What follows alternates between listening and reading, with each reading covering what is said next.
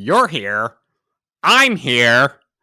Let's do this.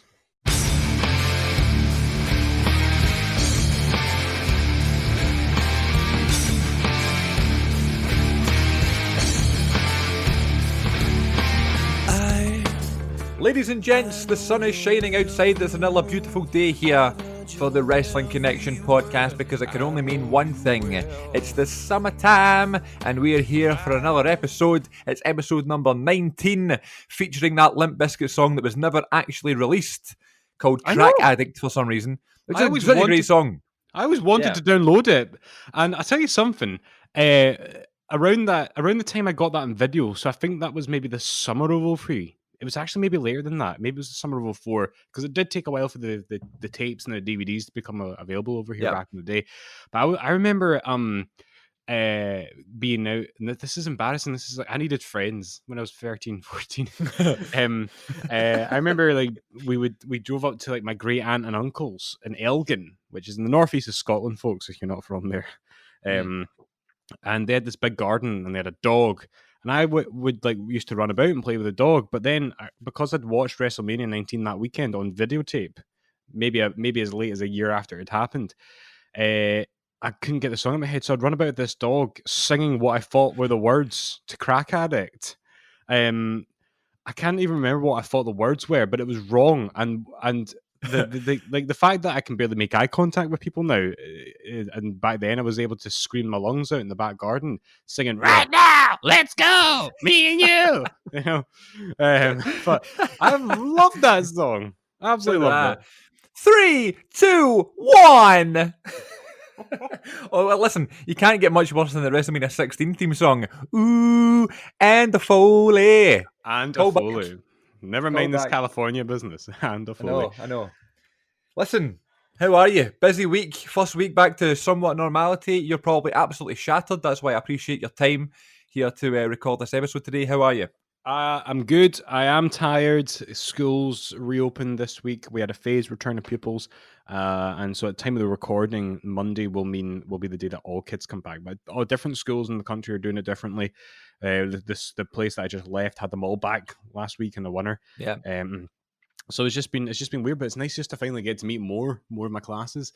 But yeah, it's like I'd forgotten what this felt like to be at home on a Friday night and to struggle to get past 8 p.m. That was like the norm before lockdown. And you know, you think of Friday night and you think of being young and you think of staying up late and, you know, relaxing and enjoying yourself a bit. Nope. Bedtime at a sensible hour for Mr. Fraser. Were you nervous going back to like speaking in front of a big crowd of people again, or is it just really natural for you? I mean, I'm always nervous, but I don't know. I'm about to compare myself to Hulk Hogan here. Hulk Hogan was nervous before WrestleMania 18, and because he hadn't done it in a while on that level. I guess. You know what I mean? Like, and since I'm so similar to Hulk Hogan in so many ways, let's just leave it at that. Financially, looks-wise, mad racist. There you go. I'm also going to be played. I'm also going to be played by Chris Hemsworth in an upcoming biopic. What is that going to be? Oh my goodness! I hope they don't just make it this squeaky clean thing. They should tackle the problematic stuff about Hogan. They should tackle the racism and, you know, just do an honest depiction of his career. Yeah. You know, or, you know, I just don't want it to be this two-dimensional, one-dimensional kind of business. But anyway, yeah, to answer your question, yes, I was nervous. But I think some of the best stuff I've done as a teacher comes from a place of nerves. Right, okay. And that's normal, though. I think it's okay to be open with the people you teach, with the kids, that, you know, to let them know that you're nervous, because, you know, a lot of the time kids are just as nervous, especially when you're coming back from a pandemic. You know, they all seem so happy to be back, but like, you know, you never know what's going on underneath this. Like, yeah, you know, it's an anxiety-ridden thing to come back to this after months of being told to keep our distance. All of a sudden, we're all running around the playground. You know, it's a scary ordeal, but I just hope that we avoid like any kind of spikes or minor lockdowns or anything like that, and that we can just press on ahead happily and healthily. That's what I want. I just want to be teaching properly again. So Monday will be the first time where I've got multiple classes a day, and it'll feel a bit more like I'll be a proper teacher again. Sounds good. I'm looking forward to hearing all about it. You can keep us updated here on the show. I totally get that though. Talking about always being nervous and always having that wee thing in your tummy, just like saying, Yeah. like, making you feel pressure a little bit. It's like if I ever do a show in like a theatre or something. Like Yeah. I've done loads of shows in loads of different theatres in front of like tiny audiences, bigger audiences, when there's been like important people in the audience, when there's been no one that I've ever met in my life in the audience, my whole family's been there, that sort of thing. But there's Mhm. always that feeling, and it makes you kind of it's called theatre magic. You just kind of have that wee buzz, that wee adrenaline, and it just makes something special happen. So I'm assuming Yeah. teaching's a lot, similar, because it's like you know what you need to do, you know how to do it, you've proven yourself that you're a good teacher, but it's all about, can you just get back into that kind of flow? You know what I mean? Just make sure that it definitely all clicks. But I'm sure you'll get there, no bother at all. Fingers Um, crossed, my friend. where you mentioned, hoping there's not going to be any more spikes or a second wave. Or I'm sure there will be a little bit, but maybe not too bad, especially in our kind of area. I'd like to kind of look back at lockdown with somewhat of a positive sense, because like I really did enjoy the downtime and the relaxation, and it made us do this podcast, and we were able to do it every week, and I was Yeah. able to spend lots more time with family and watch all these TV shows and stuff like that. Of course, it's a horrific thing, people being ill and people losing loved ones and people losing their jobs and stuff, but like I just feel like when we look back at 2020, we're going to completely write it off, but there has been some positives that's come out of lockdown. And I'd just like to thank anybody who's listened to any of the episodes, because it's made it, a lot of fun for us to continue doing this every week. We're getting back to normality and we're picking things up again. But we're still wanting to do it. We're still wanting to find time. We're still wanting to record. And it's good for us too as well, in terms of, catching up and just staying in touch more often. So I think Yeah. in general, it's been a kind of a blessing in disguise for the podcast and for family time. But we're hoping that, we stay on course and there's no more real dip in, normality sent back in again. Yeah, absolutely. And I really want to second those thanks. It's funny because last night, after Friday afternoon, after school finished and the bell rang, I didn't go straight home to fall asleep on the couch. I went into town and met a couple pals for some drinks, and it was the first time I'd been in Glasgow city centre since you and I went Really? to see the Grado show in March, like mere days before lockdown began. And we were at that wrestling show together, and I was Yeah. reflecting on that, and I was just thinking, if you told me then, when we were just sitting in the pub thinking about what our podcast might be and what our topics might be, that we'd be where we are with it now, and we would have had Paul Heyman endorsing us and all that, and all Yeah. these daft things, all the cameos and the laughter, and that we would have produced so much content. I'm really proud of that. Yeah. Regardless of how many or how few people listen to us, I'm proud that we've got like a body of work, to put it, in a maybe inflated kind of way. But I'm proud of it, and I'm really chuffed with it. And it's, I think it'll be weird when I finally see you again. I mean, Exactly. You're so used to just hearing my voice. yeah, I'm so used to be able to kind of just not have to worry about making eye contact or being polite or anything like that. So I think it'll be fun, and I don't know how and when we're going to do it, but it's got to happen soon. But I look forward to us sitting down and doing one of these face to face. But I still haven't seen you since March, and we're now sitting in Yeah. August. It's crazy, isn't it? It's gonna Mm. be it's gonna be a real, I think it'll be a lot of fun when we sit down in person and do an episode, if we do a watch along or whatever, but it is going to be Mm. strange because I'm so used to looking at the pop filter on my microphone when I'm talking to you. You know what I mean? Like, you just look like this thing. So I'm looking forward to getting back to that and seeing how it goes. I'm sure it'll be dandy. I'm sure it'll be Mm. fine. But I'm sure it'll be a different vibe at all. Guess what I bought this week? True Love's Kiss. No, I bought a wrestling magazine. What? Wait, is there some Fighting Spirit? Pro Wrestling No, it Illustrated? is Pro Wrestling Illustrated, and this month, Okay. big Drew McIntyre is on the cover holding the WWE title, and I thought if there was ever a collector's item, that's one. Yeah. Yeah, the COVID Just champion. because the COVID champion, and it also says August 20, which is my birthday month. I'm turning another year older. I'm turning 64 next week. And listen, I've always loved the idea of collecting magazines and the different covers and that sort of thing and the special editions. And I know you have always, had a soft spot for magazines, whether it be Power Yeah. Slam or whatever, So this is definitely one that I wouldn't normally buy one, especially because of the fucking price.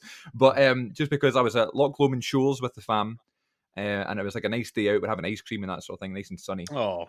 And we went into the wee sort of newsagent shop, and it was just sitting there, and I was like, my God, if there was ever a time to buy another magazine, it was right now. And they cover WrestleMania in this one. They've got a whole page about the Boneyard match, which could potentially be Undertaker's last one. So I think that's a nice one to have sort of documented. It's got Edge and Orton in here, obviously, and all the other fun stuff from WrestleMania, including Drew McIntyre winning the title for the first time. So I'm very happy with it.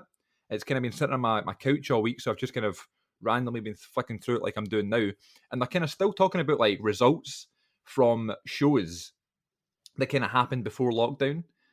So like there's different states and that sort of thing. So you got Florida, and then so it's funny in the Florida section there's loads of shows because everybody's in there. But things like Georgia, California, Connecticut, and they're still talking about like Northeast Wrestling and Alternative Pro and all that stuff that really haven't run a show, you know, in terms of independent wrestling for ages. And I hope we can get back to that. And there's a beautiful wee segue to talk about some current events just before we got on to SummerSlam chat part 2. But my God, this past week, I know we might be in a wee bit of a delay, but German promotion WXW, independent promotion Evolve. I'm forgetting one. What's the other one? There's another one. But then, of course, homegrown. No, I know that one. Oh, it's Progress. Progress is the other one that was the English and top independent promotion. But then homegrown Scottish Glasgow-based ICW that we talk about all the time here in the podcast about memories of being at the shows together will be now shown on the WWE network. An announcement that was monumental because it's been in the works for a long time, but one of those things that you think, oh, well, plans must have just fallen away, because, ICW is great, but you never know how professional they can be and you never know what's going on behind the scenes.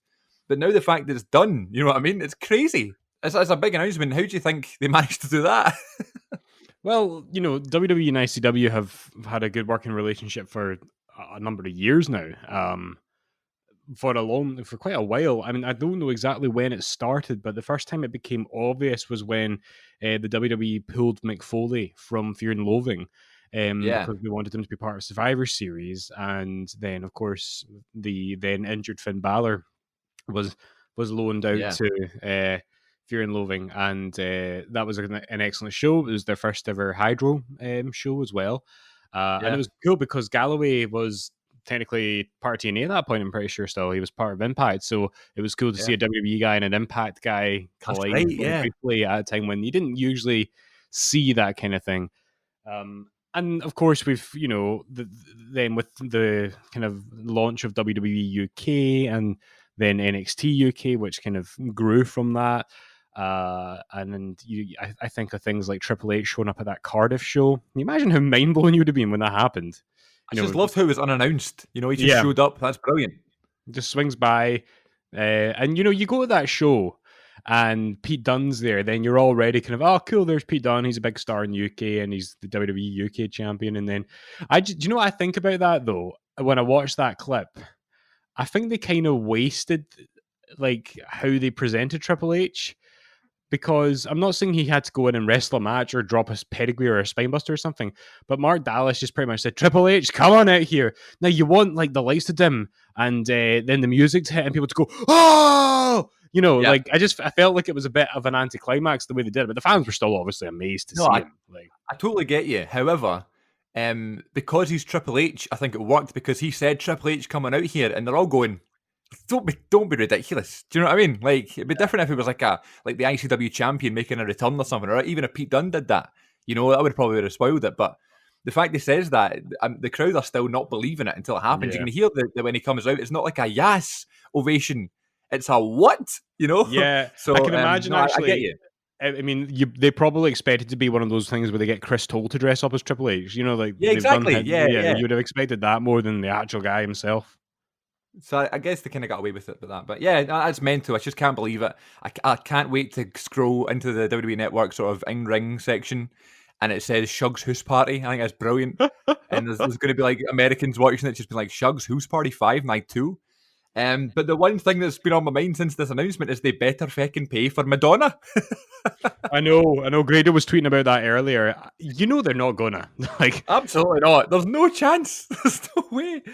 They shouldn't even let Grado use it for TNA, never mind WWE. So I'd understand maybe if it was like a big star that really, really wanted a theme song, but maybe not that. But it's really going to take away from it because I don't care what anybody says. ICW have some great wrestling matches. They have some cool moments. The absolute best thing about ICW is Grado's entrance. I refuse to believe anything otherwise. Or just Grado in general. the promotion, and listen, guys, we're talking about this knowing that UK wrestling is going through a difficult transitionary time right now, and we're all kind of hoping that UK wrestling gets better and Of safer for course. everyone, no matter who you are, your gender, whatever.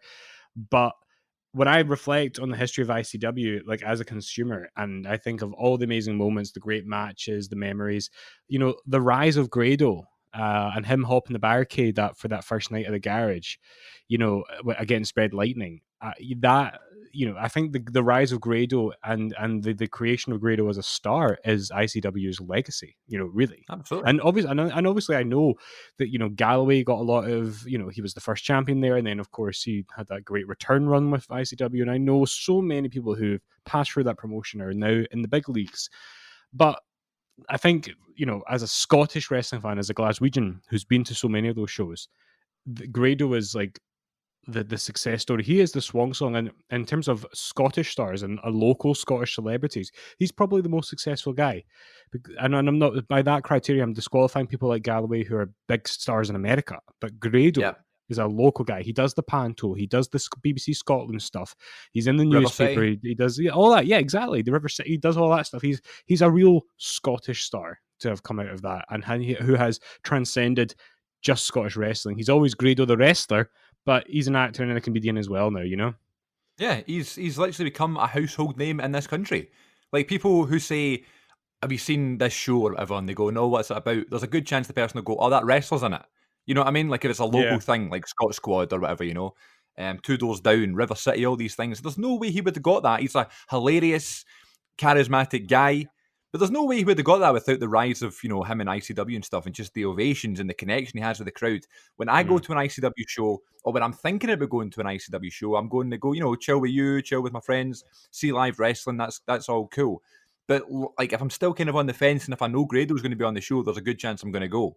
Yeah. That's because he's the draw. Yeah, he's a draw, and he's also shown like he's really quite versatile as a wrestler. I think, because I know he always has been primarily a comedy character. Yeah.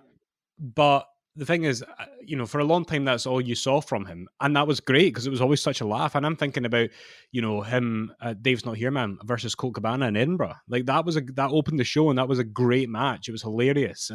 But then my favorite Grado match is easily at the Square Go against Chris Renfrew. And that was so not good. a comedy match. There was nothing at all funny about the match, apart from him entering with face paint on. He had that tiger face paint, I think. Or maybe I'm confusing shows. No, that's a different one. But he came out with like a different song, remember? Yeah, because he was the serious Grado. Yeah, serious Grado, yeah. And he was wearing great. and just I loved that match, and it was excellent, and the fans were kind of starting to get a wee bit smarky about Grado at that point, and he just threw it right back in their faces. Other classic Grado moment is the Gradoberg entrance in the ABC. Were you there for that? No, I wasn't. I wish I was. Amazing. He's had so many great entrances. I was also there the night that Michelle McManus appeared to sing like a prayer. That's right. That was amazing. I think I was there as well. But remember when he turned heel? Mm-hmm. I couldn't believe it. Like, it was one of the most shocking, because obviously we see these moments on TV, these shocking moments in WWE and that sort of thing, but I've never actually been there live for one. You know what I mean? That was like a jaw-dropping moment. I was like, what?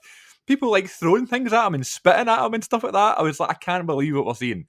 So I'm very, very proud of him, and I'm very, very happy that he's kind of one of the representations of the country, because he's a comedy act, and you can laugh at him, but like, you can't doubt the story, and you can't doubt the success story of him. No, it's a beautiful thing, a beautiful journey. I know you're probably keen to move on, but have you ever, and I know this isn't Meet a Wrestler, right? But have you ever had any fun meetings with Grado, any fun encounters with him? A couple of times. Yeah. A couple of times. I met him right before the TNA show he did with Al Snow at the Hydro. I think that was the first time. He was just down the foyer kind of signing autographs and stuff like that, and my mate went up and saw him, and I kind of took a picture, and then I went after, and he went to pose for the picture, and I said, how many people have said to you, it's your cell? And he went, fucking too many, like that, right? And then like he kind of wrapped his arm around me for the picture, and they kind of started laughing, and he like squeezed me as if like I popped him, as if like he was like, finally someone said something that wasn't it's yourself, and ironically it was about the catchphrase. So I felt quite proud of myself. I was like, I've actually said something kind of funny to him. But I've seen him like at shows and stuff, but never. That was like the first time like I've taken a picture with him and spoke to him. Yeah. I mean, likewise, I've met him a bunch of times. I can't tell you how many times, and I've got quite a few pictures with him. But on 3 separate occasions, I bumped into him in 3 separate public toilets. Right. In the build up to the Edinburgh show where he faced Colt Cabana, I was at the Right. stand, the stand at Glasgow, where how Billy Kirkwood often compares. And I Yeah. went there and I was dying for a pee, right? And there were 3, I think there was only 3 urinals, or it might have been just like one of those big urinal things, but there's only so much space, you know what I mean? Yeah. The 2 cubicles or the 1 cubicle was taken, and then there was these 3 urinals or like space for 3 people, and there was Grado, space, Billy Kirkwood peeing. I'm like, oh god, I'm gonna have to go in Oh between these 2 God. guys. So I did so, and I managed. And then it was only, and they were having a really, like, I'm not going into any details, but they were actually having a very clearly private conversation. They had not like very Right. serious conversation. They were talking about quite a serious thing. So I'm in there as this proper smart, trying to hide the fact that I'm wearing an ICW t-shirt to the stand. Yes. But then I spoke to him after that. I then bumped into him when I was out with my brother when I was like 26 or something. I think we'd been to see Ricky Gervais, or we were going to see. Either way, Oh, we'd I'd had love to go see Ricky Gervais. it was a great show, man. Like, we'd had quite a lot to drink, and we were in a bar in Finiston, like near the Hydro and near like the Armadillo. And again, I was in the toilets and I bumped into him. But by that point, I was wearing a Paul Heyman t-shirt, the same one I wore when I met him. I'm a Paul Heyman guy. And he was in the toilet. He'd already rolled up a cigarette, and he had it in his mouth, so he couldn't really talk properly. And he just pointed at me and went, as if he was looking at the Heyman t-shirt. And I realized that he was absolutely smashed as well. And then, so we came out and we took a picture, and he gave the middle finger in the picture, because he was just kind of properly, I don't think he spoke to me at all because it was so loud. So we took a picture outside the toilets, and then very quickly, the last time I met Grado in a public toilet was at the Walkabout in Glasgow, where Billy Gunn was doing a show and Grado was going to be interviewing him. And we got there to get food in the afternoon, and then they shut it down and they kicked everybody out for the show to get set up. But we were eating. So, and we said, we have tickets for the show. They said, right, well, you can just stay and eat. And then the entire ICW roster showed up. So I'm in Walkabout. It's me, Robert. That's great. All the ICW roster, like Kenny McIntosh was there, Mark Dallas was there, Grado, of course, was there. We see Billy Gunn walking in and go up the stairs and stuff. And so all these Scottish wrestling personalities were around us. And I went to the toilet and I bumped into Grado, and I told him that we'd been to see a stand-up show at the King's Theatre. And I told him that Robert could do the worm, and Robert was too chicken to volunteer to do the worm on stage when he was looking for somebody to come up and show off a talent. So then Grado came out the toilets with me and gave Robert a really hard time for not doing the worm at his show. And I've met him a bunch more at different events and shows. But yeah, I thought I'd share, since we're talking about him, even though this is not Meet a Wrestler, I thought I'd share those 3 toilet themed. I have one toilet meeting of a wrestler.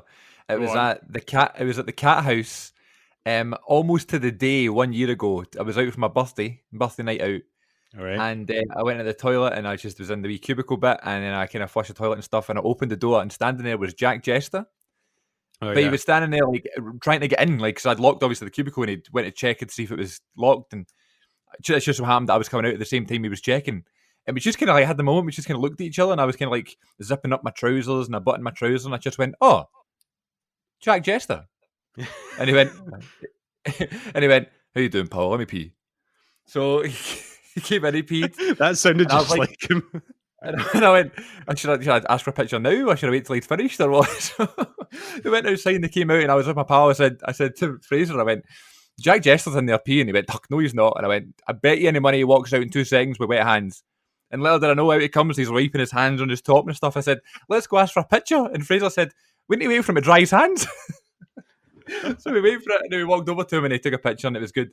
And we were drinking and stuff. We had a couple of drinks, and I just said, "Oh, it's my birthday. He went, "Happy birthday." And then Fraser's like, just keep doing what you're doing, man. Keep doing what you're doing. Oh, bless. I've met Fraser. That's really sweet. You're brilliant. I love your stuff. You're brilliant. Just keep doing what you're doing. He's like, "Thanks, man. Thanks." That was the only thing. Oh, you used to see Jester all the time in the Catty. Jamie went a few times, and he would, Jamie would, told me that he used to see Jester and Galloway there quite a lot, and Yeah. he spoke to them a couple of I times. think I'd die if I saw Drew in a nightclub. Oh my god. Oh man, like see, it was during that kind of phase when he'd come back to ICW. Yeah. But you know, he was properly built like a tank, and I never saw Galloway at the Catty, but Jamie did a couple of times, and I actually think he tried to like arrange a stag do for me, uh, where I would get beaten up by ICW wrestlers, and I think he spoke to Galloway and Jester about arranging it.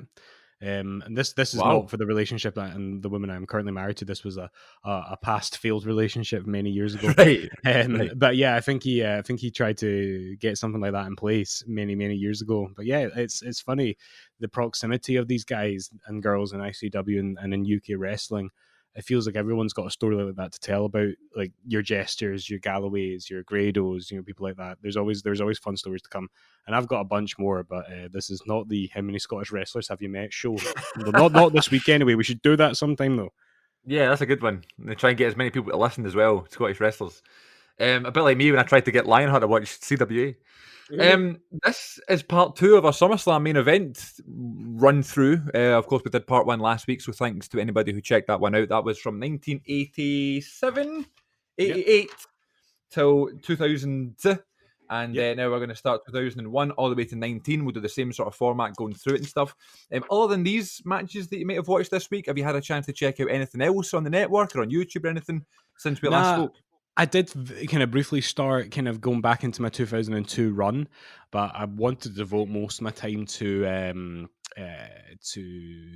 this SummerSlam watch along. But what I am seeing a lot in the 2002 run is like the early days of Mattitude version 1. Yeah, good and stuff. It's really cool because his heel turn's actually really slow and developed at that time.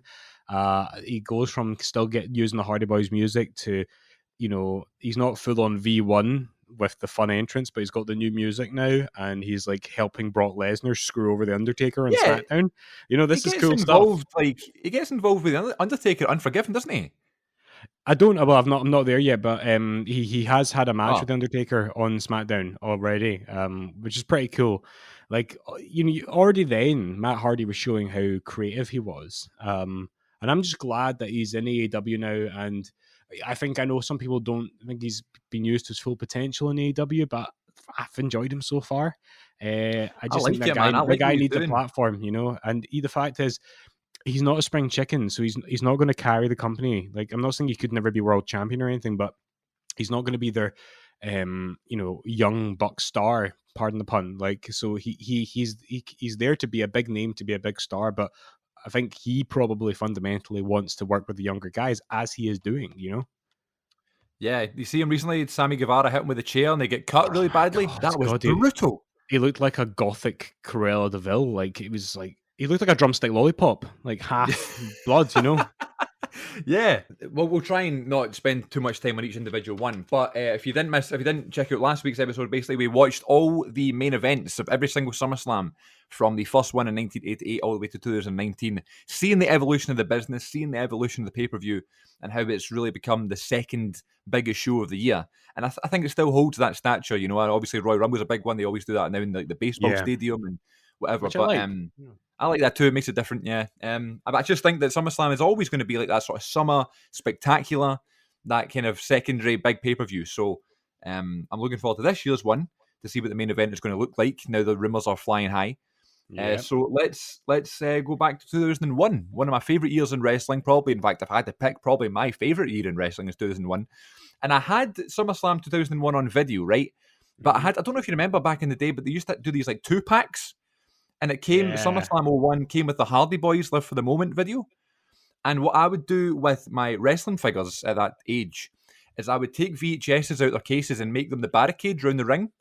That is genius. Because the VHSs were black, like the barricades, right? Yeah. So I'd do like an entrance ramp and then do all like a circle around the ring. And I'd obviously leave a wee gap for me to sit. So I think in that stuff, I had lost the SummerSlam 01 tape.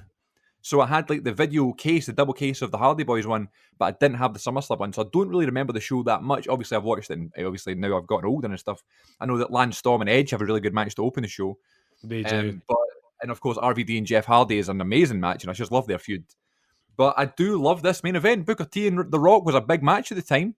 I love Shane McMahon getting involved. I love Paul Heyman and JR going back and forth. I love the APA getting involved.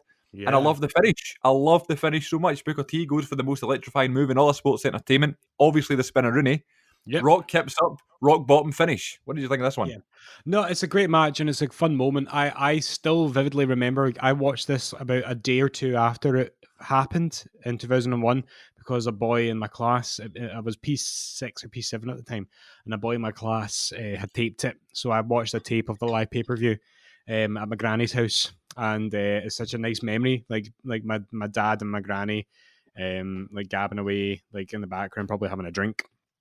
And me and my brother Lewis just mesmerized by getting to watch SummerSlam so soon after it happened. It was almost, Yeah. to me, that was watching it live, in Scotland at that time in 2001. By this point, I knew that I was going to go to Rebellion because the tickets had been on sale. And Robert had asked me to come with him. So, like, I was getting pumped for it. And so following this was a big deal. The funny thing is, though, in building up to watching this main event, I was convinced that Austin and Angle would close the show because I do think that that is the better match. Right. And I love Austin and Angle, but it makes sense that they would want like a happy ending to the pay-per-view. They'd want to send everyone home happy. This was still relatively early days for the Invasion, so it would have been quite novelty to see The Rock face off the WCW champion and to win the WCW title on a WWF pay-per-view. And we don't need to get into the in defense of the Invasion stuff again. We had that rant a few weeks ago, but like, full episode coming soon. But yeah, this is a match that I would show people who criticize the Invasion. I would say, get this notions of Hogan and Nash out your mind and Goldberg, and just look at this for what it is. Two Hall of Famers. I know The Rock isn't there yet, but he is good as is. In going one-on-one at the main event of the second biggest event of the year, the biggest party of the summer, and they have a good competitive match. And I don't think Booker T's made to look weak. Like, he cheats and he cuts corners, but he's a bad guy. That's what he's supposed to do. I think it looks great. It looks like a real main eventer in this match. Yeah. And I know we're not going to talk about defending the Invasion. However, this is one of the examples that makes me question people like JR and Paul Heyman and that slagging the Invasion. Because the crowd go mental when The Rock wins. And JR is screaming into the microphone how amazing it is that The Rock is the WCW champion. And obviously that's his job. He's obviously selling it and he's the best ever. But like, you have the charm of JR is that he's so real. And he says, what we think, and it's his passion that comes through. And I think that's as real as a call as ever. Like, I can't believe The Rock, one of the biggest stars in WWE, is the WCW champion, and I love this match. I love the angle. I love the year. I love this era. And if you're all right to move on, speaking of loving shows, I think SummerSlam 2002 is my favourite SummerSlam ever. I think, for me, it's really tight between 02 and 2000 for me, but 2002 is just a great show. And I heard somebody say recently, I say recently, this was about 6 months ago I had this conversation, but there are people who like to think of the Attitude Era ending here. Right. Because, a lot of us talk about the Invasion or WrestleMania 17 or when it became WWE. Now, by this point, the business had been WWE for a while, but thematically, in terms of story and character, this was the end of The Rock's great, massive run. I know he'd come and gone a little bit with the Scorpion King and a few things here and there, but he wouldn't. By the time he would come back after this, he was like heel Rock, and it felt like that was him, kind of gearing up for his part-time every now and then appearances. And I know his 2003 run was significant, but it was still only a few months. We talked about that, didn't we? We talked about that when you recommended Edge and Angle a few weeks, like a while ago, one of the earlier episodes of the podcast. You said that Edge and Angle from Backlash 02 was your match of the week, and it's a great match, and I recommend everybody checking it out. And I said that I think that might be the end of the Attitude Era for me, because those shows kind of still look like the Attitude Era, whereas I think Vengeance and King of the Ring and SummerSlam 02 are now the transition, are now in Ruthless Aggression. That's what I think, just because of the vibe of the show. But I totally get behind the fact that Rock's still there, Triple H and Michaels, and you know what I mean? But the way that Triple H and Michaels look, and the way that Angle and Mysterio look, and that sort of thing, to me, that's Ruthless Aggression full on. It's I can totally get behind this being Okay, again, yeah, maybe you could argue that ruthless aggression has like been born at this point, but I feel like this was like the dividing line. This is like, we are definitely out of attitude now, and I know at Yeah. that show we've had Triple H versus Shawn Michaels, but this is Brock Lesnar beating The Rock is so symbolic of the rise of ruthless aggression, I think. Yeah. So it's just no surprise to me that there are people who see this as the dividing line, and it's one of those matches. It's maybe not a technical masterpiece, but when I watched it recently, it goes on for much longer than I thought it did, and it's more of a back and forth match than I remembered it being. And I just think for its symbolic, for its thematic importance, it's really really good. I love it. I think it's a great match. It's so hard hitting and so in your face, and the crowd are so jacked because they kind of know Lesnar's winning, but it's Yeah, the same as like a streak match. Like yeah. Taker's winning, but you never know. You know what I mean? Yeah, you're more interested in how it plays out, and you're just drawn to see what it finally looks like. What's Brock Lesnar, this new up and comer, going to look like with the belt? How's he going to manage as the champion? And back then, people didn't know if he was going to work out. Obviously, he did, but Yeah, yeah. he was a very credible star. Chris, we'll have to pause just for a second. My buzzer's ringing. Hello, Okay? there's the phone. Yeah, 2 seconds. Go get 2 the phone. seconds. Glenn is away to get the phone. His house phone is ringing. I hope everything's okay. We all appreciate house phones. I no longer have a house phone because it's What the 2020. hell are you talking about? Who uses a landline in 2020? That wasn't a landline. it's- That was the buzzer, you dingo. Oh, really? I thought it was the phone. No, I'm still living in a flat. I have bought a house, ladies and gentlemen, but I'm still not moved into it yet. So, Do you have a moving date or no? end of the month, we're gonna have a wee bit of disruption in a minute because when Kate and her pal arrive, they're That's gonna. Yeah, they're not gonna sit in here in the lounge. Where Please. I am, Oh my God, Glenn, please get them on. Please get them over to the mic. but... Please. Just let them say Luna- hello. The dog is gonna go crazy, right? So she's gonna go berserk. Oh, for God's sake! Right, hold on, 2 seconds. I realize they've not got keys. Hold on. This is a wee impromptu run in here for the Wrestling Connection podcast. We're about to hear Glenn's lovely wife, who sings the jingles to the podcast, hopefully make an appearance. Also, Luna the dog, who is an Instagram sensation. Well, this is quite the disruption, Mr. Moffat. The maker of the jingles is gonna swing round now. Just waiting for the jingle lady. Oh, hello. Hello, Jingle Lady is here. Welcome to the show. No problem. Thank you for having How are you? me. I'm good. How are you, Chris? Very, very good. Thank you. It's so nice to hear you again. Yeah, and you. It's so funny doing this like online. No, I know. It's funny. I was just saying to Glenn, it's going to be weird when we're like in person because we're so used to just looking at our computer screens talking. But so now that you're a guest on the show, I wondered what your favourite SummerSlam was. My favourite SummerSlam. My Yeah. favourite SummerSlam was the one that was There was one on this the morning. one we were on this watching. morning that had that death guy in it and the blonde guy in it and The Oh big- yeah, the big classic. cage and the tables. Remember, he set them up quite nicely. I was like, he could do like events, So Events So like good. parties and weddings and that sort of thing. yeah, I would Yeah, hire totally. him. He can I do. would hire he him as can well. do it. Listen. Yeah, this is why we call Edge the ultimate opportunist. Well, listen. We don't want to keep you, but I hope you enjoyed your day. Well, And thank you. thank you for the jingles because they make the show really. No worries. The Jingle Lady is always here. All the Jingle Ladies. I'll say no more so that it doesn't cost you anything copyright, So Yeah, please. Well, we're looking for a theme song actually. If you want to do a wee song. I mean, well, I'm on the spot here right now, but I'm not saying right now. No. Give me a moment and I'll have a think. But I will pass you improv back. a wee song. Oh yeah. I mean, what have we got? We've Got the the, toilet break one. so what's it? The Wrestling Connection. Yeah, that's the. What do you mean you don't know the name of my show? That's the name. You could. I mean, I'm not cool enough to do a rap. That's I all right. could- Listen. I'll leave it with me. Leave it with me. I'll have something Okay. for you. Don't you worry. I'm all over That'll that. be your homework. Ah! Okay. Right, I shall pass you back over to Glenn. Thank you very Okay, much. thank you. Alrighty, See ya. bye. Could you please bring me another beer? Sure. Okay. Hello, Chris. Hello. I'm Yeah, not by the way, episode 19 is by far the best moment of the show. I mean, listen, I'm proud of our podcast, but not many wrestling podcasts have real living, breathing women on them. So there you go. Yeah, exactly. So Move don't on, know right. how much of that you'll have heard, dear listener, but that was my dear wife, the woman behind the jingles on the pod. And she's the best, and she's the jingler. She's jingle bells, jingle all the way. So, moving moving on, thank you to our special guest this week. I'd love to have her on for a full episode just to see if she could remember the name of the dead guy and the blonde man.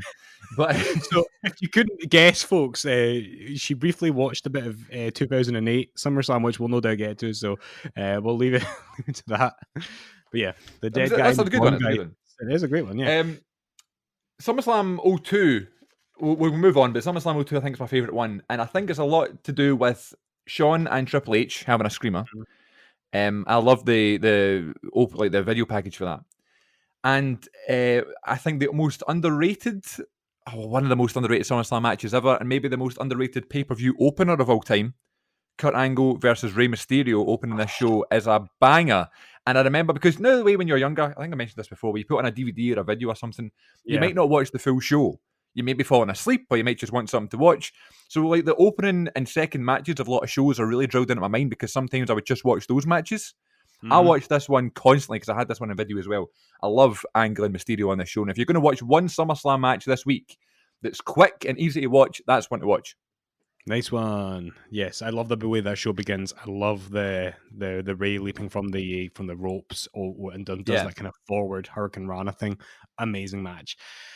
Speaking of matches, which people either love or hate, SummerSlam 2003. Then this is interesting, Chris. Are you ready to move on to this? Yeah. Please, yeah.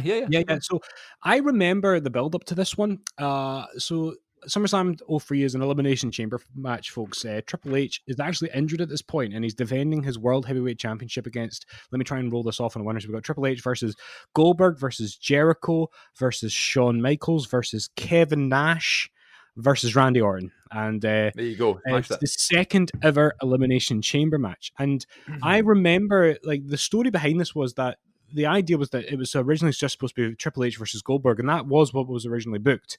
And that's when Triple H was going to drop the title to Goldberg, which, of course, we now know didn't happen until Unforgiven. However, Triple H was injured and couldn't really perform a good match, and the story goes, the legend goes, is that if he didn't want to drop to Goldberg in a unconvincing kind of quick rushed way, which is weird because that's kind of what Goldberg's known for, is those quick impactful matches. And maybe they should have done that if they did that with Triple H after the run that he'd had. Maybe that would have been better for Goldberg in the WWE. But anyway, I digress.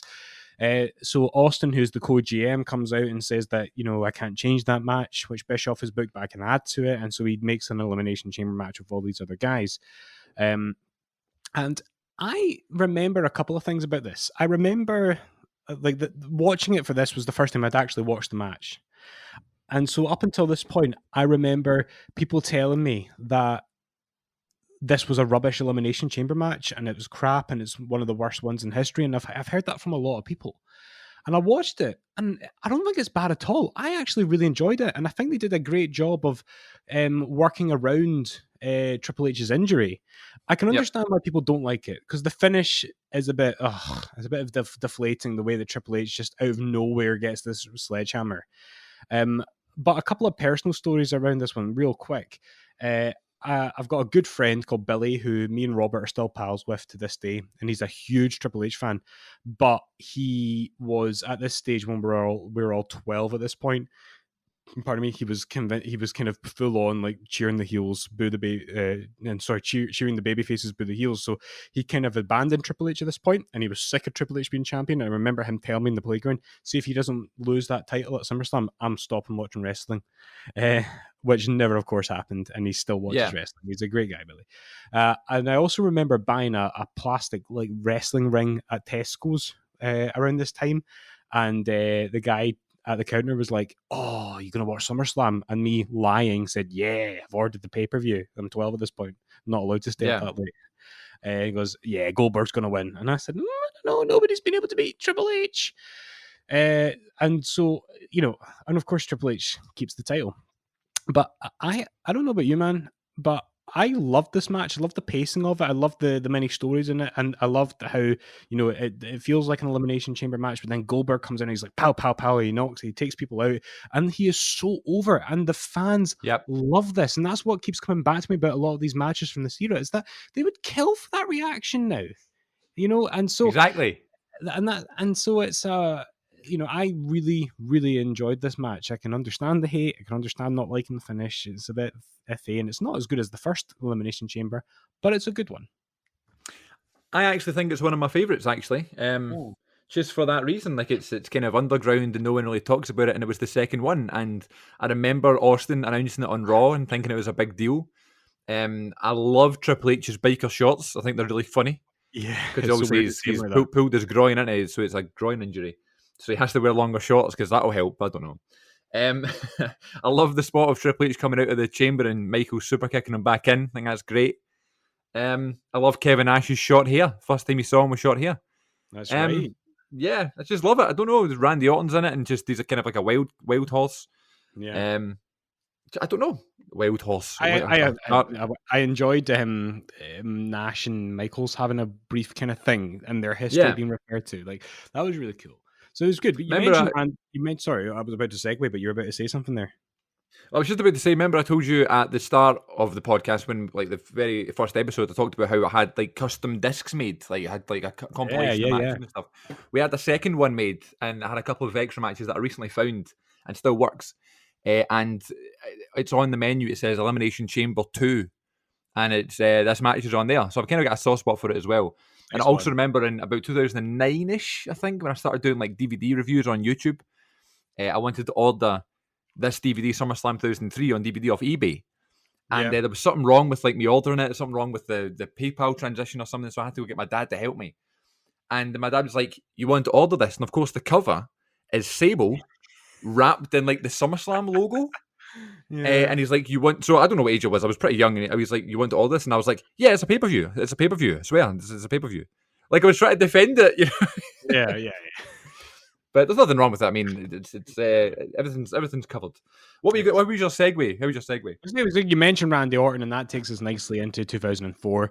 And I guess there's probably not a lot to say about this match. I'm keen to get your thoughts on it. For me, this is another kind of match which is important historically, which I'd never actually watched all the way through. And so, I really enjoyed watching it. I enjoyed how hot the crowd was for it. There's a few bits that are really difficult to watch. I'm thinking particularly Chris Benoit's dive through the ropes. Oh my God. And, obviously, we all know what happened to Chris Benoit. And so when you see stuff like that, it's difficult to watch because there was no, there were no strings or smoke or mirrors there, folks. That was full on impact. It was a big deal for Orton's career, but it wasn't really, we look at that historically. Randy Orton beating Chris Benoit after a few months of a title reign for his first world title at such a young age. That wasn't really the launching pad to a stardom that everyone had envisioned. Yeah. He didn't really become a star for a while after that, and a lot of people would agree that it was a failed experiment, that first title run. And it's not as if he went on to doom and gloom, but I would argue that Batista ended up filling the role for the next year or so. And it would be, a couple of years before Randy Orton would taste the kind of the world title kind of gig again, I don't think I could call it a failed experiment because I don't think it was to be Randy Orton is now the main man.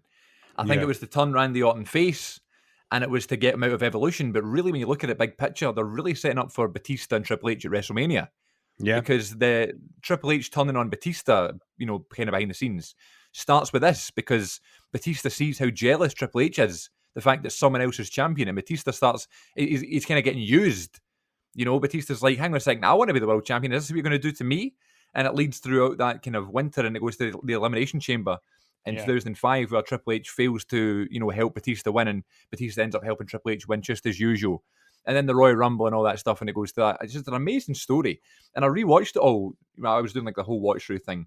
About a year ago, I kind of got to this kind of time, 2005, when it kind of escalates to. It's such an underrated story. It's so long and like well thought out and stuff. The booking is very, very clever. And I guess they were probably doing it by the seat of their pants as they were going. Yeah, we'll turn Randy face and we'll see what happens there, and hopefully we can get to Batista. But it looks like they've really meticulously thought this out, and if you can look at it from a bigger picture and go, that's a great experiment, because you get Batista to feel sympathy. The fans start getting behind Batista because you can see these things. It's like, dramatic irony. You can see it, but the characters don't, Yeah. It's brilliant. It is really, really good stuff. And this SummerSlam match is good. Again, I haven't watched it that much. You mentioned that dive with Benoit, things like this, and the ladder match with Jericho he has, and some of the Money in the Bank matches he was in, and that sort of thing, where he's just taking these dives to the floor and to the off ladders and stuff. It's kind of hard to watch. But Randy Orton was becoming a big star. I love his face run. I know people don't like it, and I know he kind of changes back to heel less than a year later, I think, because then he wrestles. Yeah, he does less than a year because he wrestles Taker at WrestleMania. That's right. And what I didn't know, when I got to WrestleMania 21 recently with Orton, is that he's still kind of a face at that time. He's kind of going through a long transition, but just because no one was going to boo The Undertaker at WrestleMania, Yeah. But yeah, good match. Nothing special, but just a nice one to go back to. But speaking of special, I think SummerSlam 2005 is criminally underrated as a pay-per-view. And I've mentioned before, it's a really odd choice for me. But this 2005 SummerSlam is something that I would watch all the time when I went on holiday with my family. Yeah. I had this DVD, and when you go on holiday with your family, your folks, and your relatives and stuff, like sometimes they can, if you're taking ages to kind of get ready, or you need to wait for everybody to get ready at the same time so you can go for dinner or whatever. I would always, I don't take long to get ready. I just throw my clothes on and stuff like that, and then I'd sit about and wait. And a lot of the times I would try and read a book, or I'd try and play, my Game Boy or Nintendo DS or something like that. But a lot of the times I would watch some wrestling on like a sort of portable DVD player. And for some reason, on holidays, on like a balcony of our hotel or in my own room in this hot weather, it would be SummerSlam 05. And I don't know why. There's nothing really special about the show. I just think it start to finish is so enjoyable. There's great matches, there's hidden gems, there's quick matches, and there's Hogan and Michaels, which is a very controversial match and divides a lot of opinions. Right, but it's a big, it feels like a big match, Hogan versus Michaels, Icon versus Icon. Jericho and John Cena have this amazing match where the crowd are so electric. The first time, and I'll stand by this, the first time where it was pretty 50-50 with Cena. And then Orton and Taker have a great WrestleMania rematch. Bunch of good stuff, and not to mention Eddie Guerrero and Rey Mysterio in one of my favourite ladder matches ever. Such a good show, but I guess we're talking more about the main event, and I've got a feeling you don't like it as much as I do, this main event. What do you think about Michaels and Hogan? Chris, I'm going to tell you something right now. I had never seen this match. Right. I was following wrestling when it happened. So I would watch the YouTube clips, or not even the YouTube clips. I watched the clips on WWE.com at the time when I was 14, when this match was being built up to, and the Michaels heel run and stuff. And I was excited for the match. I knew I would never get to see it because I just didn't get to see pay-per-views at that time. And then through reading Power Slam, and then in more recent years from watching like YouTube channels like, What Culture and Cultaholic and Wrestle Talk, and hearing people talk about this match, I just kind of decided that I wouldn't like this match, because I kid you not, Chris, every review online I have seen of this match, or anytime anyone's discussed it, they talk about it as a bad match, and they say that it is characterized by Michaels overselling. And the clips of Michaels overselling are all I've seen, because that's all that gets played back. The big boot and stuff like that.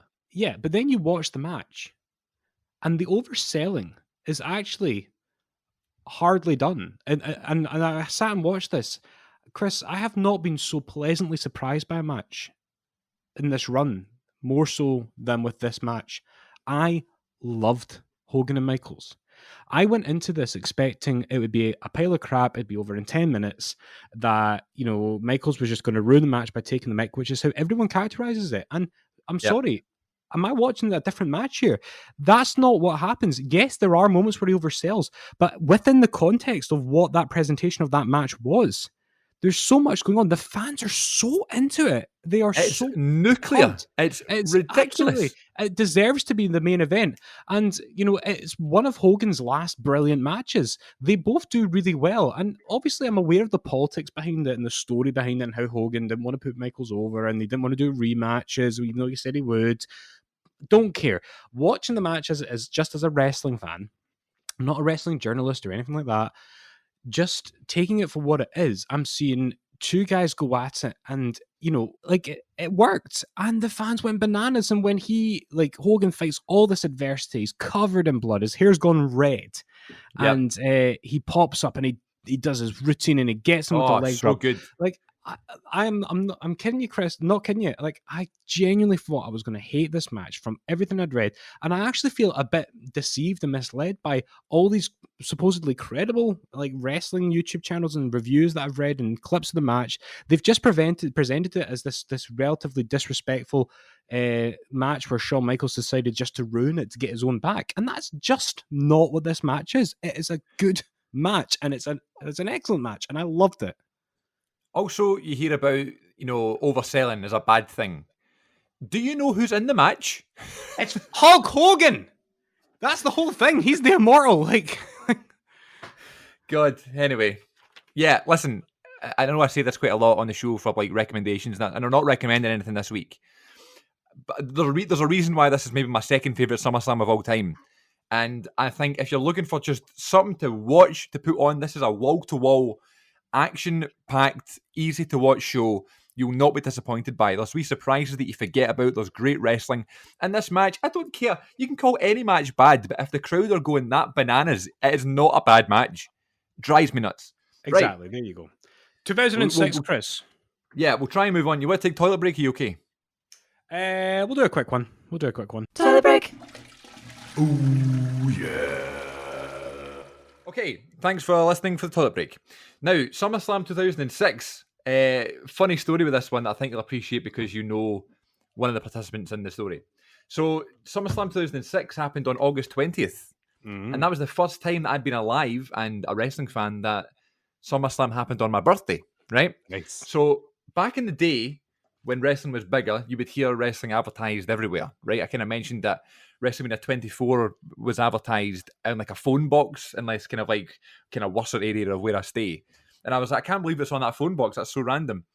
So like when wrestling was like a bigger deal than it is now, I guess, then it would be all over the place, newspapers and stuff like that. So it just so happened that they were talking about SummerSlam on the radio on one day, right?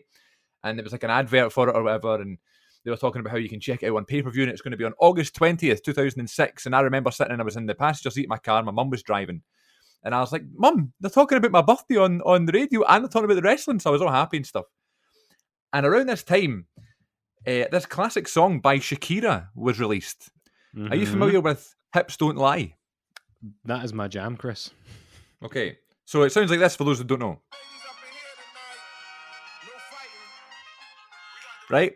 So that song comes on, and that wee opening wee trumpet bit, and as the advert finishes playing, there'll be sometimes when they're talking about something, they'll kind of lead into the next song as they're talking, and then before the chorus starts or they start singing, they'll stop the advert or whatever. Yeah. So the guy on the radio was talking about SummerSlam, talking about how John Cena's going to wrestle Edge and all this stuff. And then all you hear is this. So my mum was like, oh my God, they're playing John Cena's theme on the radio.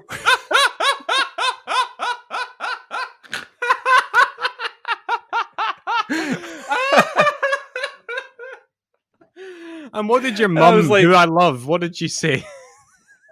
No, my mum said that. My mum said, that's John Cena's theme, isn't it? Oh my God, and I thought you said no. that. That's even better. No, my mum was like, it's John Cena's theme, isn't it? I was like, no, Mum, that's Shakira. Amazing. It kind of sounds like it a bit, doesn't it? Yeah. Your time is up. Oh, God. Ever since, like, anytime I hear that song, every second it comes on the radio and in clubs or whatever, I always think about that and laugh. My mum was, like, trying, she was trying to make a wrestling joke. Do you know what I mean? Like, oh, yeah, so funny. And it was on my birthday, that SummerSlam. So, but other than that, I have no recollection of SummerSlam whatsoever. Yeah. But what I will say is I always thought it was Batista versus Booker T in the main event because I had this vision in my head of Batista winning the title. Yeah. But I was shocked when I went back because I'm really good with like random wrestling knowledge, so I was kind of annoyed that I got this wrong. And I went back and I saw it was Edge and Cena, and my God, they have a great match here. Talking about the whole story of like, what were you going to say? It was a good story.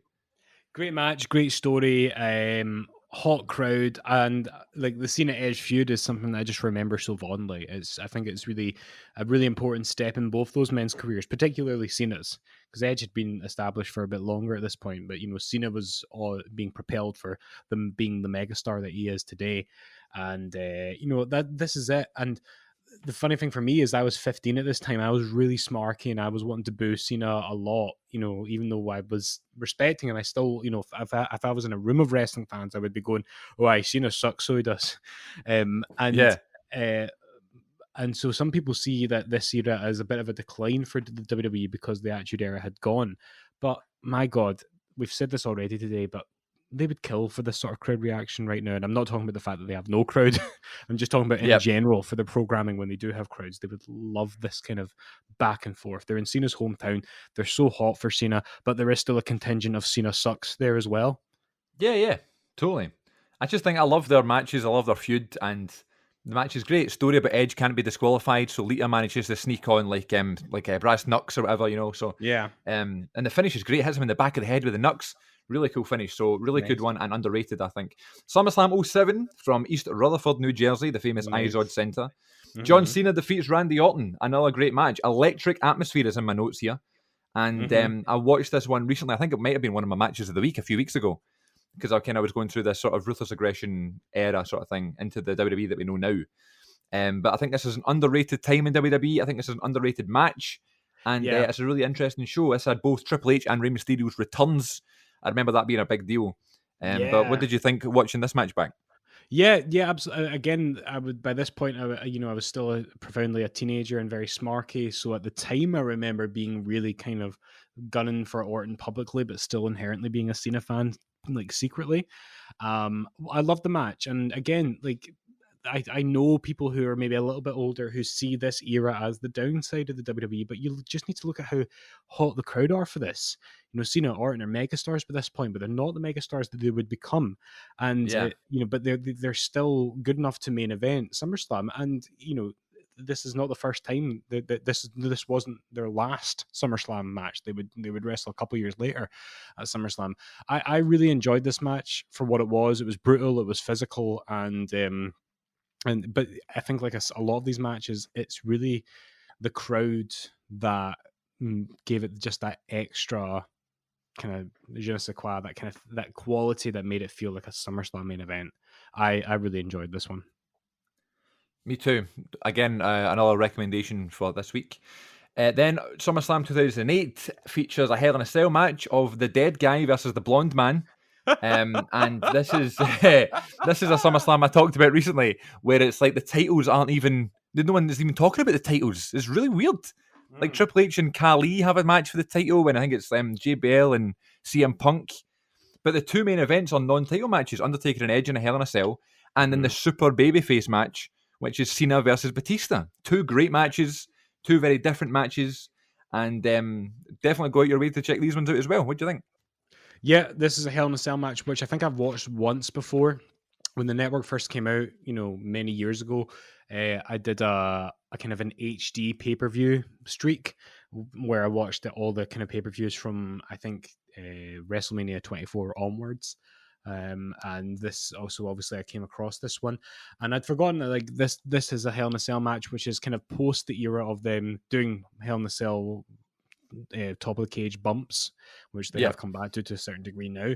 And they kind of tease it with the cell breaking, but boy, do they compensate with this. And Edge and Taker had such great chemistry, and I think everyone would probably agree that their best match is the WrestleMania match, but this is an absolute scorcher, and they really compensate for the fact that they can't throw someone off the cell by almost turning it into a TLC match. And that's what I love about this match, is it feels like a combination of the two. And I'm surprised to this day that they haven't gone berserk and just booked a Hell in a Cell TLC match, because it's so easy. You could easily pull that off, I'm sure. Not easily, but that'll be the next pay-per-view.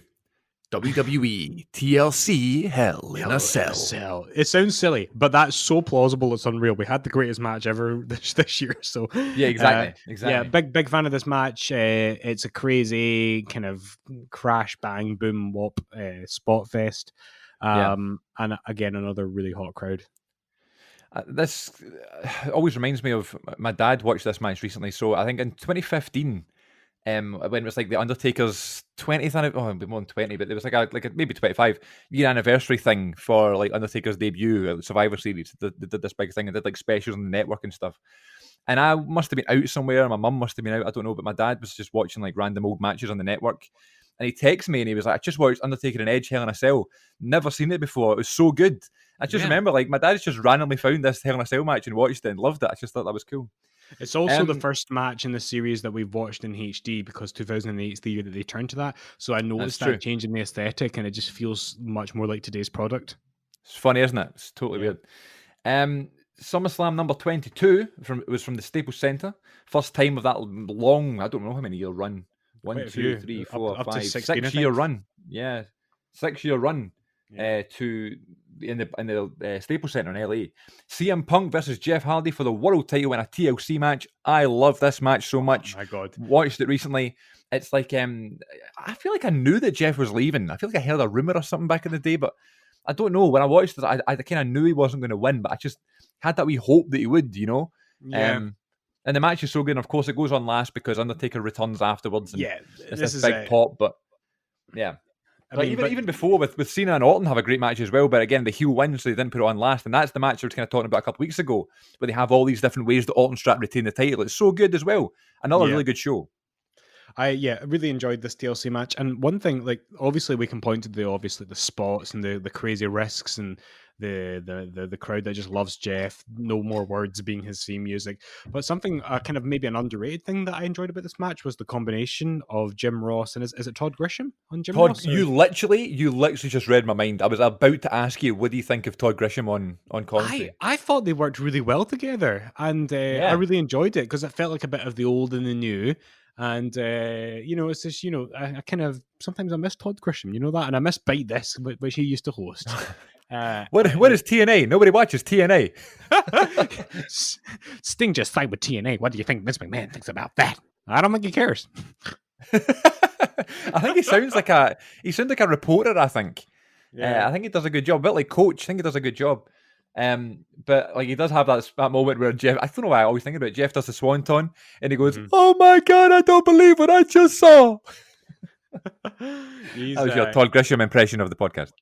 He needs to do the next intro, surely. Come on. Oh my God, that'd be a belter. Yeah. Right, I'm going to look into it. Let's do it. SummerSlam 2010. Again, we mentioned earlier on is one that I remember disliking, and I have never watched again. And I didn't watch it for this run through. It was that I broke the rules. I didn't watch it because I am currently on a 2009-10 kind of watch through, and I've just got to Elimination Chamber 2010. So I'm saving myself for a couple of weeks' time when I get to SummerSlam and I'll watch it again. But I remember being miffed by the fact that the Nexus didn't win. Of course, they couldn't win because Brett was in the match and Daniel Bryan was coming back, and it was SummerSlam. But I really think they should have, and I think they've really shot themselves in the foot by not having them go over here because they were so cool and the buzz was there, and I don't know why they never done it. Well, and lots of people have been on bigger podcasts have been talking about this recently because with Retribution being a thing in WWE right now, people are comparing them to the Nexus. And also Barrett has come out recently and said that they wanted to do a Nexus reunion at WrestleMania this past year before. What is that about? Yeah, so it's interesting, and there's also a fan theory that Retribution are the Nexus because Heath Slater's in there and he was just released, and never mind the fact that he's with Impact. There is a fan theory that I've read that they are the Nexus, but like what I'll say about it is this: absolutely, the Nexus should have won, and that does kind of cast a shadow over this match. But this match is a lot of fun because the fans are really into it, and it's a testament to how over the Nexus was. But for me, the sentimental reason why I love this match is not like the hot crowd or the exposure and the platform that these young guys got, and or the fact that the Daniel Bryan got this amazing like opportunity to come back. It's Bret Hart's little portion in the ring, because people really look down on his 2010 run. Legally, he wasn't really allowed to wrestle because he'd already won a lawsuit with his insurers by claiming that the kick to the head had caused from Goldberg had stopped his career, which it did. Like he can't wrestle like he used to, but he probably could have physically done a little bit more if he'd been allowed to, but legally he just wasn't in position because he would have been countersued. And he was actually taken off TV for a while in 2010 because Lloyd's of London, his insurers, got really iffy about how physical he was being, being the US champion, beating the Miz, all this kind of stuff. Unlike his match with Vince at WrestleMania 26, in this match, he actually does a few more moves. He doesn't really take any bumps, but he does more moves. Like he does like the suplexes and things. And it was just really nice. Even though he's there and he's in a t-shirt and jorts, it's like you get that last little glimpse of the Hitman, you know, and Yeah, that's what I think about whenever I think of this match. I don't remember this at all, but he was on the Bump this week. I don't know if you watched the Bump on the network. It's all right. For me, it's a bit too long. Mhm. I think it's I like the idea of a morning show. It's kind of what the Fox show should have been, you know, like Yeah. a kind of panel show. And they kind of have some really good interviews on there. They had Taker on there, and they had AJ and Jeff Hardy's been on recently. And they had Brett on it, and they were talking about he was like Mr. SummerSlam, and they were talking about all his great matches and stuff. And they included this match, and you can see his face light up when they talk about it. And I always just thought like maybe Brett didn't really rate that sort of time because obviously maybe like Vince just wanted to use him, and obviously he wasn't able to, and he doesn't really do anything and stuff. I just always thought Brett always talks about his glory days, and you know rightfully so because he is one of the greatest ever. And I'm kind of developing a love for Brett more as I've gotten older. I just admire him so much in terms of his work. And again, he does take it too seriously, but sometimes that could be good. I don't know. But when I think about this, and he kind of talks about this match and stuff, and he's really happy to talk about it. He says it's a really nice memories, the fact to get in there and they got to get that crowd reaction again and that sort of thing. And he said the guys were really good. Like John Cena was great with them, and Heath Slater's bumping around for him and stuff like that. So it's nice to know that he looks back on that with fond memories, you know. Because Yeah. Brett can be quite negative, you know. So it's nice to know that he likes that. And yeah, I actually, because I watched them on the Bump, I watched this documentary last night on the network. Yeah. Because I hadn't watched it in so long, and my God, it's different. Like when that DVD came out, everyone was like, "Oh, it's the greatest ever." But you watch it now, and you compare it to some of the documentaries now. It's nowhere near as good as the ones now. But at the time, it was mental because it was like the first Brett interview in years, you know. So it's nice to know, and I can't wait to go back and check SummerSlam 2010 out for that. There is a moment on Raw though where like they have this big altercation with the Nexus and stuff, and the crowd are going mental. The whole building's shaking. I don't know if you've seen that clip on Raw. But like Edge is in there, and you can see Edge. He's doing the thing with the hair, and he's pulling the hair, and he's feeling it and stuff. So, like it's a old school kind of reaction. So, Yeah. another good one to check out if you're looking for something to watch. Moving on to SummerSlam 11, fond memories of this one. Oh, for sure. The Nothing Summer of much. Punk. Summer of Punk, man. Just like no one was cooler at the time, and the Punk Cena matches will never get old. My God, you want to talk about good chemistry? Yeah, this is it.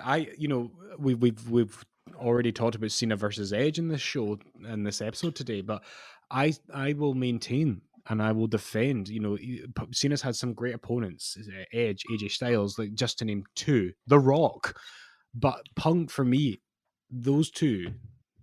Like that was Cena's best matches, his best feuds, or my favorite, my sentimental favorites, and with AJ maybe being a very close second. But I loved the Summer Punk, and I loved the Cena matches. I mean, we all fondly remember Money in the Bank, but this is a great match as well. And it was, Oh, yeah. we were all hooked, weren't we? At this point, I was 20 years old watching this, and like watching, trying to get like an illegal copy of it from my student flat like the morning after it because I was so excited for it. I love the idea of champion versus champion. My only regret about that storyline is that I wish Punk had been gone for longer, and I wish that they just had the goal to let him show up on Impact or TNA rather at the time. I wish they'd really go and pushed it as far as they could. But it's a great match, and sometimes I forget about the Del Rio stuff at the end. Or the Kevin Nash stuff. Yeah, of course. I often just think about Punk and Cena, but there's a lot of moving parts to this match. But it's a great match. It's maybe not their best. I prefer Money in the Bank and their 2013 Raw match more, even their Night of Champions match more.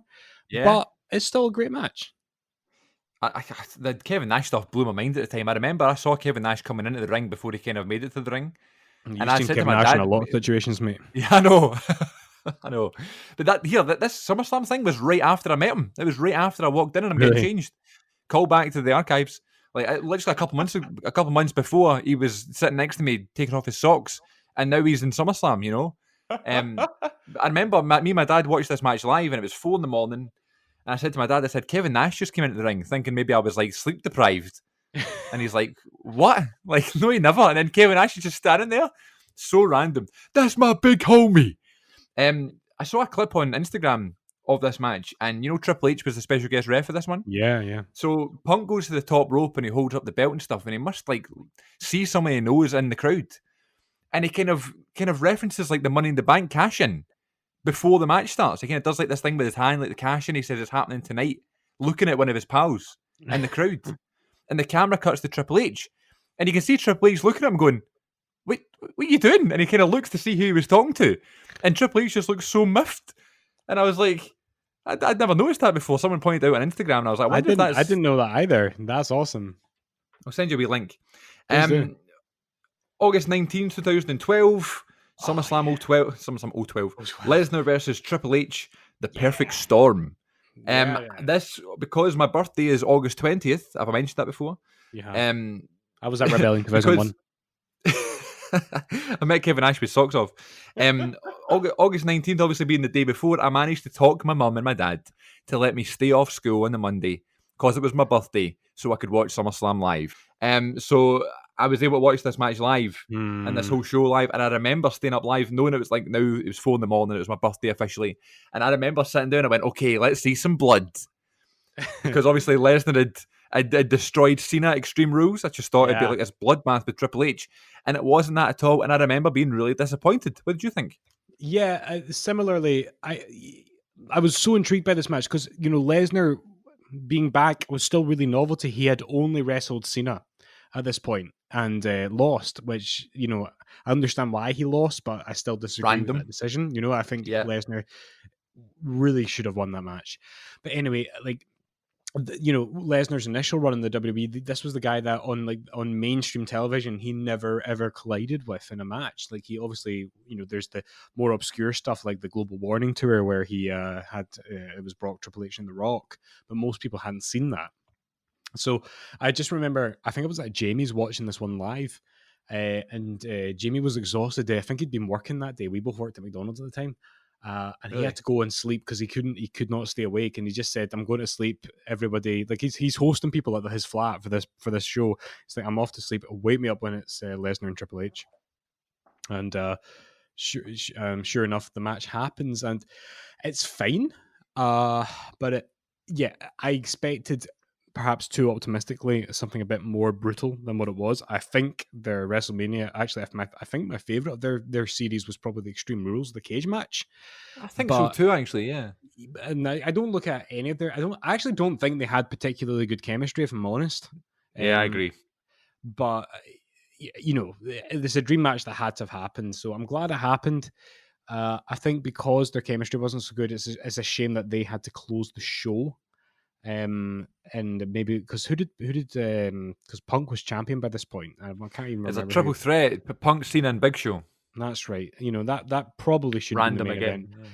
But you know, it's fine, and I'm glad those matches happened. But you know, I look much more fondly on SummerSlam 13 than I do SummerSlam 12. I think SummerSlam 13 is one of the best SummerSlams ever. Yeah, absolutely. I was in a kind of revived peak fandom at this point because me and all my pals like Jamie and that, we were all going to ICW regularly at this point and we were loving it. And we were often meeting up to watch pay-per-views live at this point. I was in Eastern Europe when the show happened, and I had very limited internet access. And the morning after SummerSlam, I had my iPad. I had like the iPad one, like the first iPad, and I found some really grainy, blurry videos of the main event. And if folks, if you don't know what the main event is, SummerSlam 13, it is John Cena and Daniel Bryan. No, that's a lie. No, yes, right. Sorry, I doubted myself for a second. In the main event, and it's one of those matches where, like, it's a shame because I wonder if Daniel Bryan only won because of Cena's injury. I think that's probably the case, but it also thematically does feel like a big turning point because Bryan had come out of the Team Hell No stuff and had really, like, very quickly felt like a main event star again, you know, and not main event, crazy. Not on the level that he was when he was world champion, you know, when he was in 2011 and 2012, but it felt like on a different kind of level he was the main event star. And the thing I remember about this match is watching it on that grainy iPad and then only getting to the 1, 2, 3 and then just deciding to turn it off then because the internet was so temperamental where I was in the world. Yeah. And then going home to Scotland thinking that Daniel Bryan had just kept the title. I had no idea about the cash-in. Yeah. It was kind of heartbreaking, the cash in. I've always been an Orton fan, so I wasn't too heartbroken, but I just wanted Bryan to win it so much, and it was so organic. Like, remember, like the thing was like Cena could choose his opponent; he could choose anybody he wants, and like everybody was chanting for Daniel Bryan and stuff, and like Twitter was going mental. And I Yeah. think that was like the first time that it was really like, okay, we'll just do what you want, from WWE. And Yeah. they just gave us Daniel Bryan, and like I talked about it before. I love matches where there's like an injury where you try like work around it and stuff. Like Sami Zayn's injury when he wrestled Cena, or even Yeah. Kurt Angle at SummerSlam 2000. They try and work around it to see how they adapt, And the fact that Cena's legitimately injured here is fascinating, and they pull off an amazing match, 4.5 stars if ever, It's so good, and then not to mention Lesnar and Punk having a street fight, which is great. Del Rio and Christian have a great match. Kane and Bray Wyatt have an Inferno match, which I inspired because I asked Kane about it in November of 2012 when I met you. So there you go. Great SummerSlam. Highly recommend you check it out this week as well. SummerSlam 2014 is Lesnar versus Cena. This was the last one at the Staples Center, and I just couldn't believe how much he just destroys Cena. It's crazy, and I knew Lesnar was going to win, but I just had no clue how convincing it would be. You say that you knew Lesnar was going to win. I remember going into this not knowing for sure. And the thing is, this was the birth of the Lesnar that we know now. Because he's often characterized in video packages now as this destructive machine. But like he had beaten the streak that same year, but he hadn't done it in a one-sided affair. It was a back and forth match. And I remember being gobsmacked watching this match because nobody had thrown Cena about like this ever. It was mental. And this was the first time that we saw Suplex City. This was the first time that we saw John Cena being treated the way it was. And it was such a novelty. And it's funny to think back at when that really felt special. And I think Brock still is an attraction. He still has like a lot of value. And there's always a degree with Brock now that it could go either way. You never really know. Like, and you look no further than, WrestleMania 2018 when he beat Roman and nobody saw it coming, I couldn't believe it. And so obviously we'll kind of touch upon that soon, but the thing is like that match blew me away and people don't like it. I remember Robert hated it because of all the suplexes over and over again, but I still fondly remember this match because is it your traditional wrestling match? Is it your traditional Cena or Lesnar match in terms of 2014? No, but it was so different. And it blew me away. And I'm a fan. Yeah, I love that one. SummerSlam 2015. I have lots of fond memories about this one. Yeah. It was the first one at the Barclays Center, which was a big deal at the time because also the night before NXT did their first big takeover.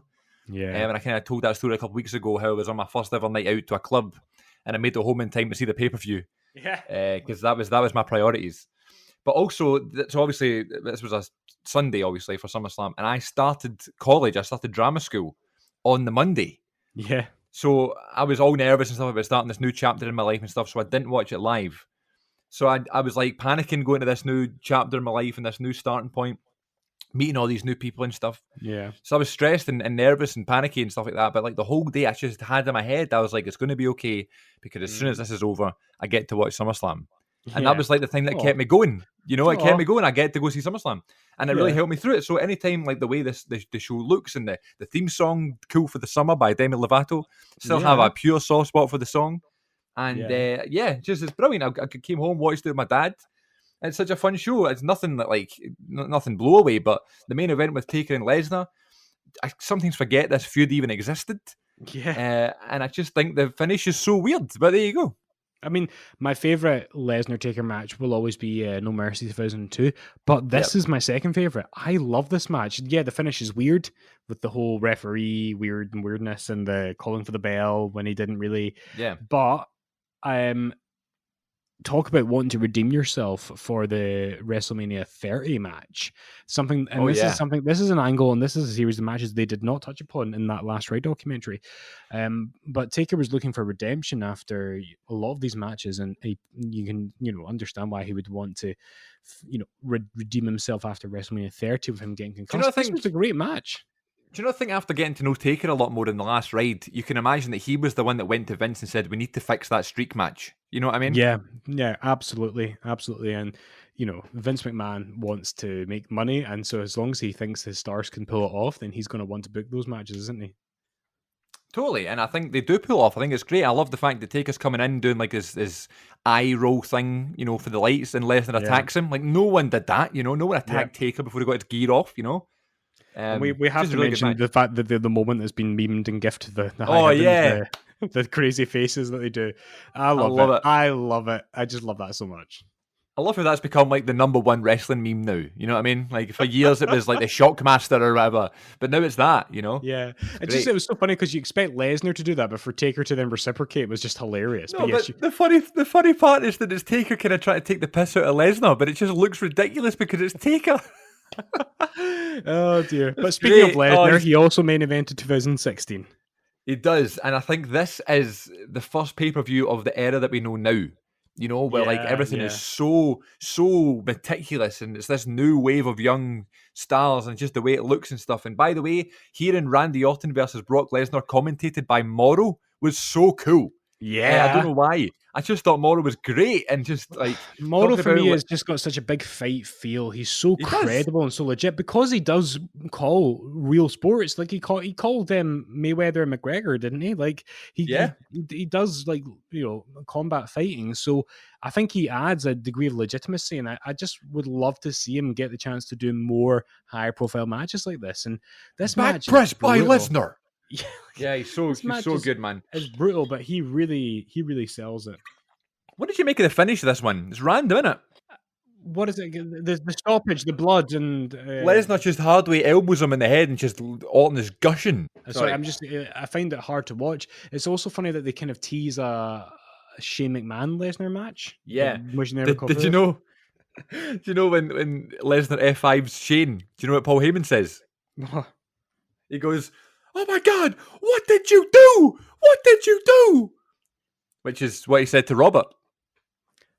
Oh my God. And this was only about 3 weeks after he met Robert. So there you go. I noticed that when he said it. I went, "Oh, that's what he said to Robert." What did you do? That's amazing. Yeah, so this is the one where he busts Randy Orton open with his elbow, and it looks ridiculous. Yeah, I actually found it quite uncomfortable to revisit, if I'm honest.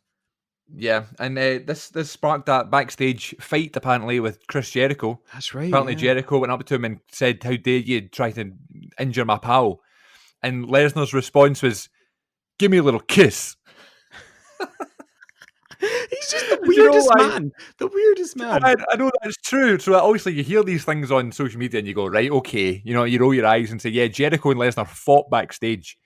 But it was confirmed because there's an episode of Talk is Jericho's podcast. That's right. With Kevin Owens and Sami Zayn, who, by the way, the two best guests to have in an interview. I could listen to Sami Zayn talk all night, right? So they're on together, they're doing this interview and stuff, and they're talking about how they're in China, and Sami Zayn was doing a ping pong tournament, and Sami Zayn was being like the heel of the tournament, and he was beating everybody at ping pong, and he was being all obnoxious and laughing and loud and shouting in people's faces, just trying to get loads of heat. And apparently he got the ping pong ball and looked at it and went, "Give me a little kiss like Lesnar." So Kevin Owens is telling that story in the podcast, and that's how I knew it was true, because he told Jericho, he was like, "Oh, Sammy did that thing Lesnar said to you when you nearly fought him." So I was like, "Oh my God, that did actually happen." It's crazy. Amazing. Anyway, yeah, cool to see Orton and Lesnar. Around this time, Lesnar was doing a UFC show. I think he did UFC 2000 or 200. 200, yeah. Yeah, and I remember after the press conference, they asked him what his future is with MMA, and the first thing he said, he went, "Well, I know I'm doing SummerSlam with Randy Orton," and I thought that was cool that he mentioned it at UFC, that he knew that he was bringing up SummerSlam. So I like Lesnar, man. He's a good guy. SummerSlam 30, the 30th SummerSlam, August 20th, good day, 2017. Main event is Lesnar versus Roman Reigns versus Braun Strowman versus Samoa Joe in a mental fatal four-way, but nothing really to note.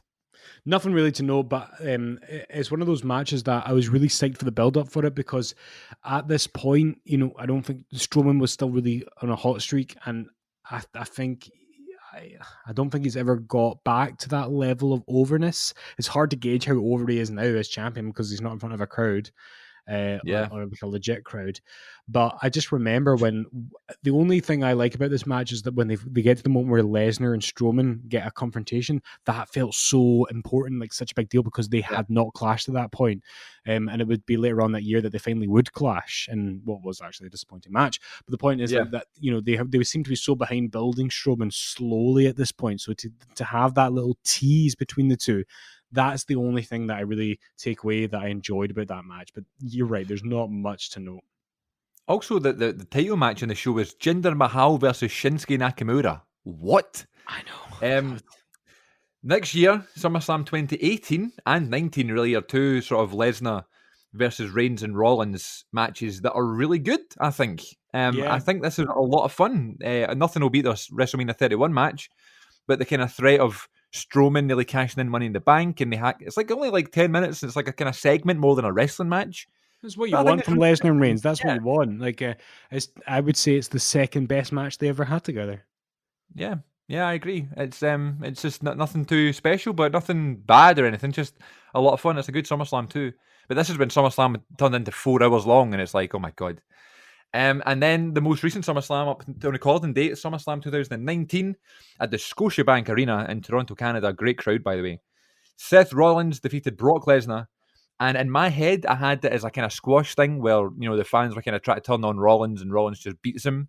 But they actually have a really good match. I couldn't believe Yeah. it. I watched this obviously this week and just like, this is really good. Like Lesnar's selling for him and it goes on. Like there's like holds and, Mm. spots outside and stuff. And Yeah. Lesnar picks up Rollins by like his bandages round his waist and Oh. like swings him round like a helicopter. It's mental. I don't think that Rollins and Lesnar ever had a bad match. Like their battleground match in 15 was Oh, great. yeah. Yeah. And then I loved the opener at WrestleMania. Like for as an opener, I thought it was great fun. And then you get to Yep. this, and it's very different from the WrestleMania opener, but it still works great. And I think I've been on a rant before about I hate how people seem to decide when it's cool to like Seth Rollins, Yeah. but he was still really popular at this point. This was just before fans started to turn on him, and fans wanted to see him beat Lesnar. And I remember really enjoying this one. I watched it the day after because by 2019 I am too old and too adult to stay up late and watch pay-per-view unless it's like I can watch like the summer ones, like the early summer ones, but by SummerSlam I'm Yeah. usually back at school, so I can't stay up late and watch it.